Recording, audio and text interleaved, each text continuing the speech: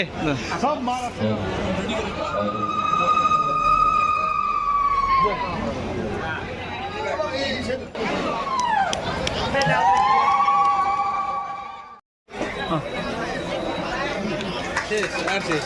মই মাধৱী দিব্যা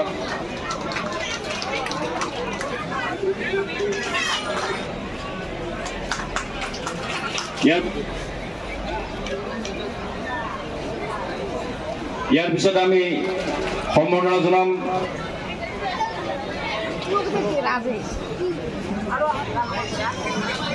ইয়াৰ পিছত আমি নাম্বাৰ 7020 নমস্কাৰ শালকোচাবাসী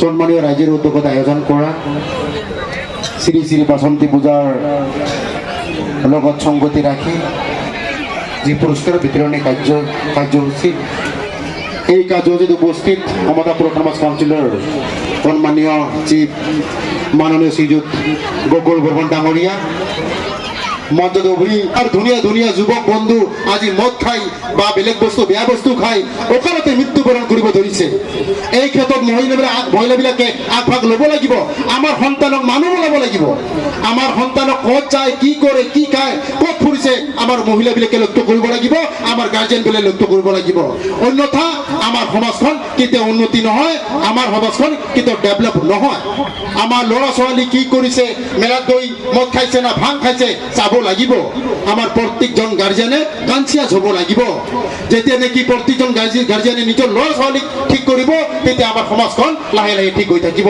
যি কি নহওক মই বেছি ভাষণ নিদিওঁ আমাৰ চিফ ডাঙৰীয়া ইয়াত আছে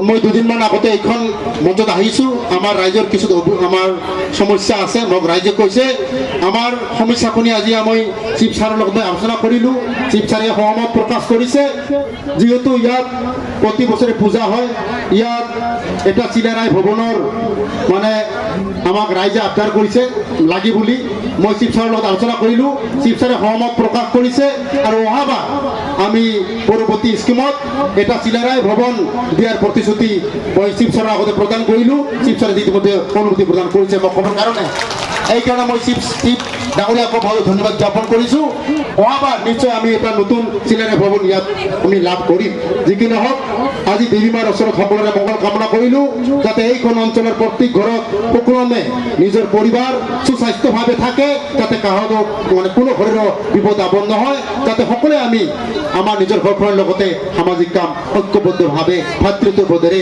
একেলগে কৰিব পাৰোঁ এইখিনি কামনা কৰি মোৰ চমু ভাষণ মই শেষ কৰিছোঁ ধন্যবাদ থেংক ইউ বহুত দুখ লগা ঘটনা আমাৰ ওচৰৰে আমাৰ এইখন মেলা উপভোগ কৰি আহি দুজন ল'ৰাৰ প্ৰাণ হেৰুৱাব লগা হৈছে গতিকে মই আমাৰ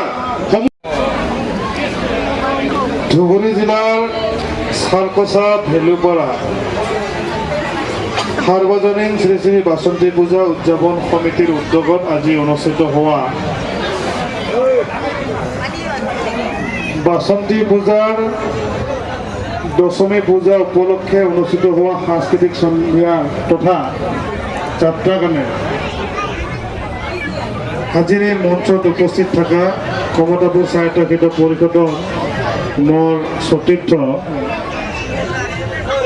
পৰমেশ্বৰ ৰায় ডাঙৰীয়া কমতাপুৰ স্বায়ত্তশাসিত পৰিষদৰ কাৰ্যবাহী সদস্য আজিৰ এই মঞ্চত উপস্থিত থকা এই সাৰ্বজনীন শ্ৰী শ্ৰী বাসন্তী পূজা উদযাপন সমিতিৰ ভেলুপাৰাৰ সভাপতি সম্পাদক প্ৰমুখ্যে সম বিষয়ববীয়াসকল মঞ্চত উপস্থিত থকা এই অঞ্চলৰে উদীয়মান তথা এই অঞ্চলৰ উন্নয়নৰ কাৰণে সদায় মাত মাতি অহা ভাস্কৰ সিংহ ডাঙৰীয়া সুদীপ্ত বৰ্মন তথা ভাইটি বন্ধু মোৰ ভাতৃপ্ৰতিম বাপন বুলি আমি কওঁ বাপন আমাৰ সোমবাৰো বৰ্মন প্ৰমুখ্যকৈ মঞ্চত উপস্থিত থকা সন্মানৰ বিশিষ্ট আমন্ত্ৰিত অতিথিসকল আজিৰ এই মঞ্চৰ সন্মুখত উপস্থিত থকা শালকোচা ভেলুপাৰা সাৰ্বজনীন শ্ৰী শ্ৰী বাসন্তী পূজা উদযাপন সমিতিৰ অন্তৰ্গত মোৰ পৰম শ্ৰদ্ধাৰ ভক্তপ্ৰাণ ৰাইজ তথা সংস্কৃতিপ্ৰেমী ৰাইজ, পোনপ্ৰথমতে কথাখনকে মই কমতাপুৰ চাহিত্য কীৰ্তন পৰিষদৰ তৰফৰ পৰা আজিকা দশমী পূজা উপলক্ষে হিয়া ভৰা শুভেচ্ছা তথা অভিনন্দন জ্ঞাপন কৰিলোঁ। আচলতে আজিৰ এই কাৰ্যসূচীগত ব্যতিক্ৰম ৰূপত আমাৰ যিগত কোচ ৰাজবংশীৰ পৰম্পৰা অনুসৰিয়া আগৰ যিগত ৰীতি নীতি আছিল, সেই ৰীতি নীতি অনুসৰিয়া এই পূজা সমিতিয়ে বুদ্ধি কৰিয়া মোক আমন্ত্ৰণ জনাইছিল কাৰণে মই আহিব বাধ্য হলোঁ। এই পূজা কমিটিৰ সভাপতি সম্পাদক আৰু ভাস্কৰ সিংহই পূজা কমিটিৰ লগত যোগাযোগ কৰি মোক আমন্ত্ৰণ জনোৱাৰ কাৰণে চিঠি দিয়া নাছিল। মোক অফিচত যাম না নাযাম পুছিছিল আৰু মই যাম বুলিয়ে মই কৈছিলোঁ। আৰু যায় এই পূজা কমিটিৰ উদ্যোক্তা গিলানে মোক আমাৰ যিগত পৰম্পৰা সেই পৰম্পৰা অনুসৰিয়া গুৱা পাণ তামোল দিয়া মোক আমন্ত্ৰণ জনাইছে কাৰণে মই আজি আহিব বাধ্য হৈছোঁ।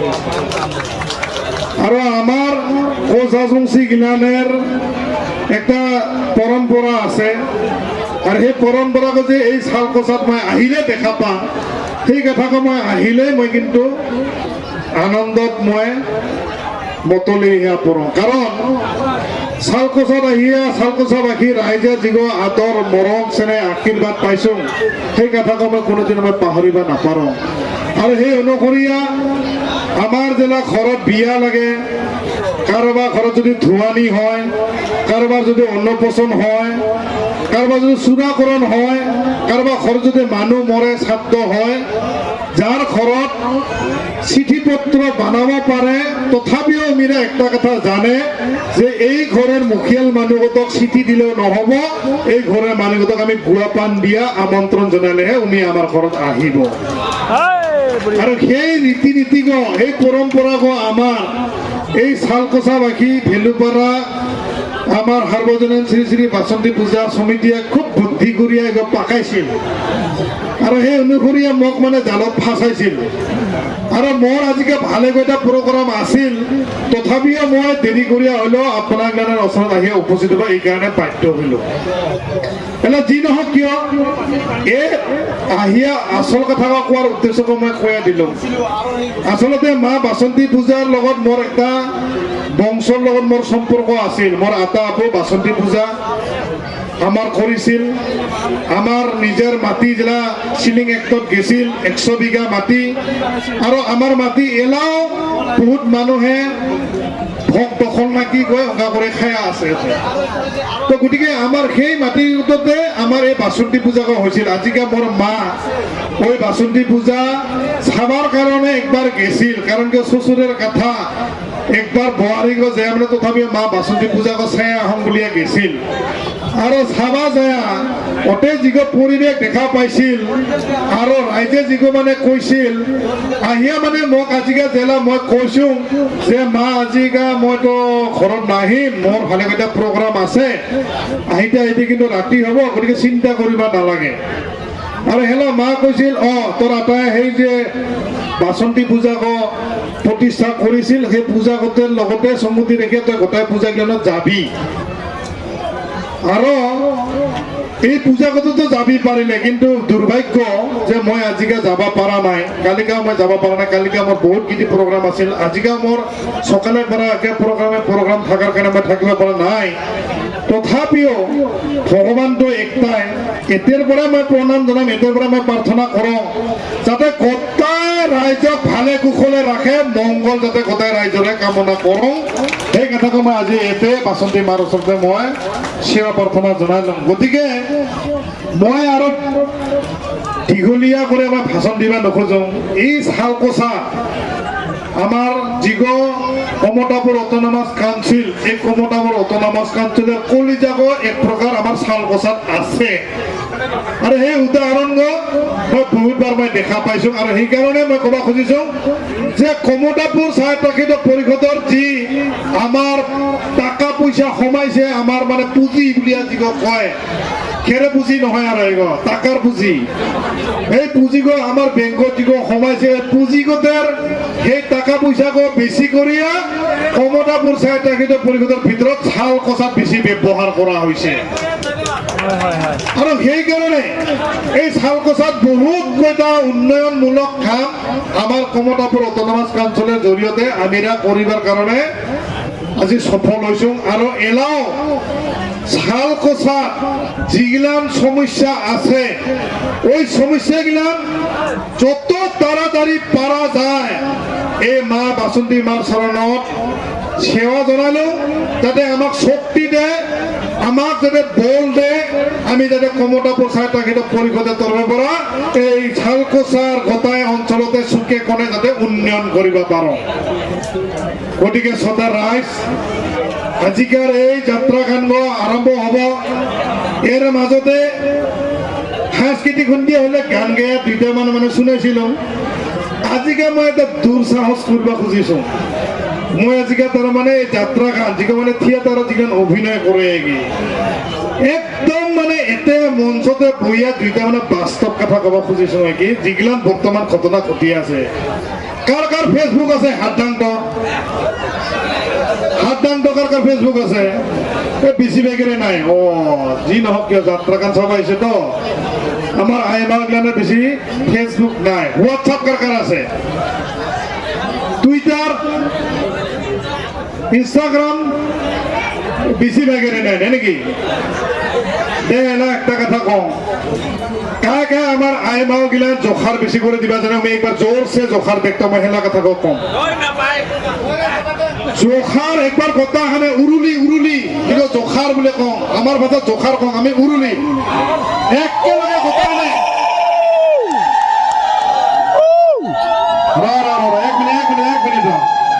এক মিনিট গুয়া খাইছে নাকি বহুতে? গুয়া যদি গোটানে খাইছে তাহলে গুয়াক দাঁতের একবারে দর্পখানে লুকিয়া রাখি থবরা। হ্যাঁ, আরো গোটানে আমি তিনিবার গুনিম, 1 2 3বার গুনিম একেলগে গোটাখানে আমার এই বাসন্তী পূজার আমার যে ভিল্লু পাড়ার অনুষ্ঠিত হয়ে আছে এর পর একটা জয়ধ্বনি যাব লাগে। উরুলি গৈছে আমার গোটাখানেরে মনের আশা আকাঙ্ক্ষা পূরণ করা একটা ধ্বনি।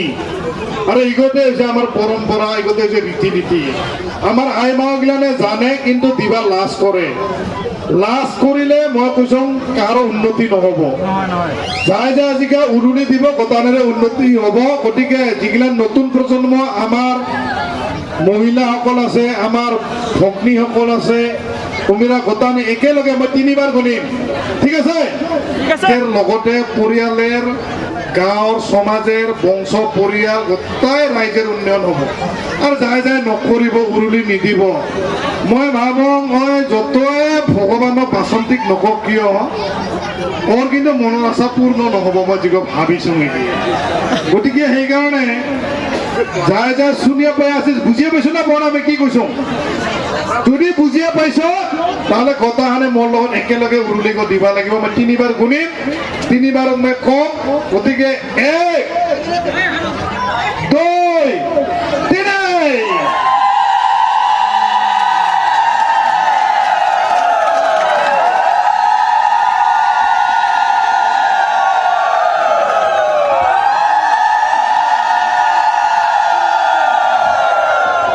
ধন্যবাদ, ধন্যবাদ। জয় শ্রী শ্রী বাসন্তী মাইকে, জয় শ্রী শ্রী বাসন্তী মাইকে, জয় শ্রী শ্রী বাসন্তী মাইকে। ধন্যবাদ। তার মানে মই একটা আপনি ভাল পাম, বিরাট মই ভাল পাম। ইফালে মই বিয়াও কৰাইছো, তাৰ মানে এফালে অবৈধ সম্পৰ্ক, মানে পৰকীয় প্ৰেম। মানে এনেকা হৈছে মোবাইল হোৱাটছআপ ফেচবুক হোৱাৰ পাছত আমাৰ সমাজত চলি থকা পৰম্পৰাগতৰ মাজত মই এই কথাকে ক'ব খুজিছোঁ নেকি ঘৰত আহি থকা মানুহকেইটাক বিৰাট সাধু সন্যাসী বুলিয়ে ভাবোঁ 2 দিন পাছত চুনা পাবি বোলে ওর লগতে বোলে অবৈধ সম্পৰ্ক সমাজত ইগো বিৰাট আৰম্ভ হৈছে আৰু মই বহুত আপি আপাৰ মই এই সমস্যাক মই পাই আছোঁ মেলা আৰু সেই গতিকে লৈয়া মই খালি এলা একটা কথা ক'ব খুজিছোঁ নেকি বেয়া নাপাবি না বেয়া পাইছ কথা কোৱাতে যদি বেয়া পাইছ মই নকওঁ মই এতিয়া সমাপ্ত কৰোঁ কাৰণ এই কথাগিলান শুনিবা যত বেয়া কিন্তু সঁচা কথাগিলান বৰ্তমান ঘটি আছে আমাৰ সমাজত আৰু সমাজখন সংস্কাৰ হ'ব হেলা জেলা আমিৰা এইগিলান সংশোধন কৰিয়া শুদ্ধ কৰিয়া আমিৰা চলিম হেলা কাৰোবাক ভাল পাইছোন ভাল পা বিয়া পাত কিবা কৰ গোটেই সামাজিকভাৱে হ'ব অবৈধ কৰিবা গেলে এইখান আৰু পৰিয়াল সংসাৰ হৈ থাকিব নেকি আমাৰ সমাজত আমি পূজা কৰি কিবা লাভ হ'ব নেকি যিগো পূজা কৰিলে নিজৰ লগতে সংসাৰখন ভাল কৰিয়া চলিব নিজৰ সমাজত ভাল কৰিয়া মা বাবাক দেখা বেয়া সংস্কাৰ হ'ব উমিৰা যাতে পৰৱৰ্তী পৰ্যায়ত ভুল কৰিবৰ কাৰণে সাহস নকৰিব সেই পৰম্পৰাক আমি বজাই ৰাখাব কি আমাৰ কাৰণে ভুল নেকি গতিকে আমিৰা এই ৰীতি নীতি পৰম্পৰাগিলান আমৰা দেখা পাইছোঁ মই দেখিছোঁ যে আমাৰ এতে উপস্থিত থকা বহু আই মাতৃগিলানে ফেচবুক নকৰে হোৱাটছআপ নকৰে কিন্তু বোৱাৰীগিলান ঠিকে হোৱাটছআপ ফেচবুক কৰে ইফালেও হাই হেল্ল' সোমাইছ খোৱা নাই ভাত খাইছ খোৱা নাই এই আমাৰ অমুক বাহিৰত আছে কথা পাতিব খুজি যদি পটাপট কথা পাতে নহ'লে মই কথা পাতিব নাপাৰি মেলা আপাকো আহিলে এইবোৰ বৰ্তমান আমাৰ সমাজত চলি আছে এই কথাকো মই একজন দুজনের কারণে নহয় এই কথাকো মই বর্তমান সময়ত কমতাপুর অটোনমাস কাউন্সিলের চিফ হিসাবে নহয় মই জেলার পৰা এই ফেসবুক হোয়াটসঅ্যাপ আহিছে মই বহুত মানুহেৰ মই এই সমস্যাকো লাভ কৰিছোঁ বহুত মানুহের এই কারণে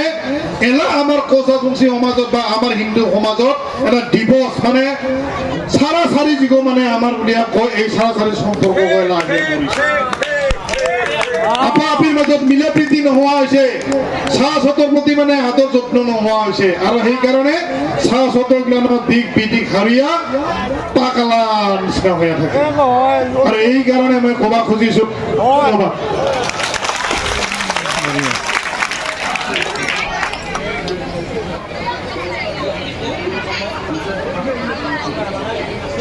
কাৰ্যবাহী পৰিষদ শ্ৰদ্ধাৰ কৰ্মচাৰী ডাঙৰীয়াক মই বঁটাটো প্ৰদান কৰাৰ কাৰণে বিশেষভাৱে অনুৰোধ জনাইছোঁ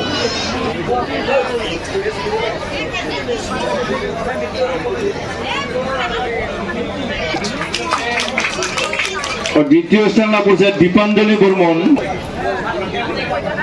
বিহু নৃত্য প্ৰতিযোগিতাত প্ৰথম স্থান লাভ কৰিছে স্নিগ্ধা ৰয় কোকৰাঝাৰ মই তেখেতক মঞ্চ লোৱাৰ কাৰণে বিশেষভাৱে অনুৰোধ জনাইছোঁ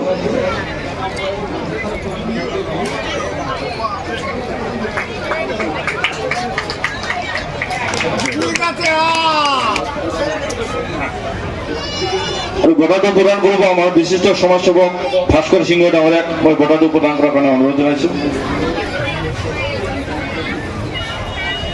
আৰু তৃতীয় স্থান লাভ কৰিছে তুষাৰিকা বৰ্মন অভয়াপুৰী প্ৰদান কৰাৰ কাৰণে বিশেষভাৱে অনুৰোধ জনাইছোঁ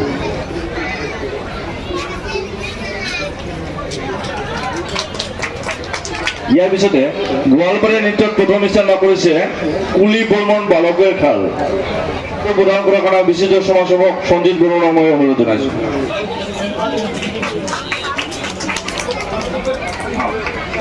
তুষাৰিকা বৰ্মন অভয়াপুৰী